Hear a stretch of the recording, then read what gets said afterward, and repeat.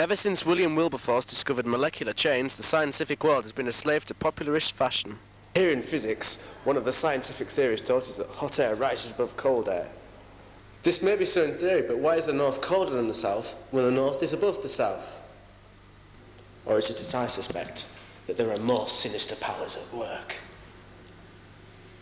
Well, I've got a train to catch. Here at York Station, the temperature's 10 to 12 degrees. There's the train, now let's go catch it. Sealed environment of the train, the coach is full of passengers.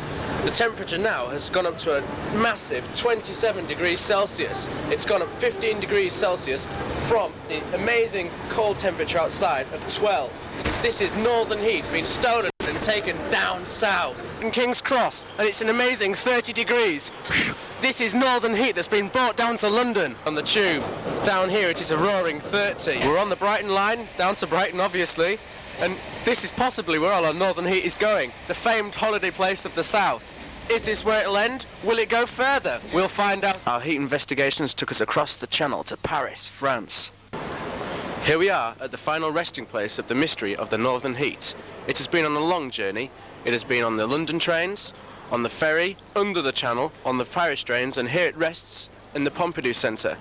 It's cleaned in the large massive pipes all the way around the Pompidou Centre when it is brought up to its maximum temperature, and then it comes out of these large funnels and is deposited around the area. And as you can see, this is the hottest place because there are many bathers around and about the area enjoying our British heat, which has been shrouded by our government for the past 10 years. Something should be done about it now, and we want more information.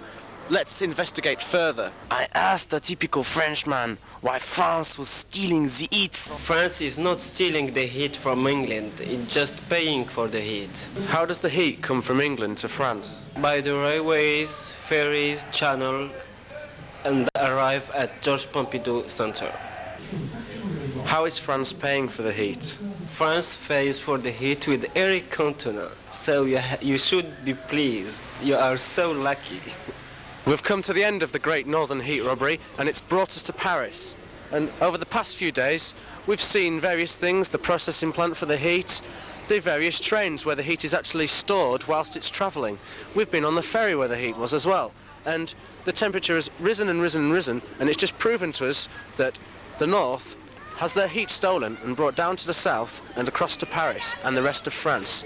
And now it's just up to the government to investigate and explain why the north have to fund Paris's heat. So I think we should be hot on their trail for the rest of the day. This is Christian Johnson, back to the studio.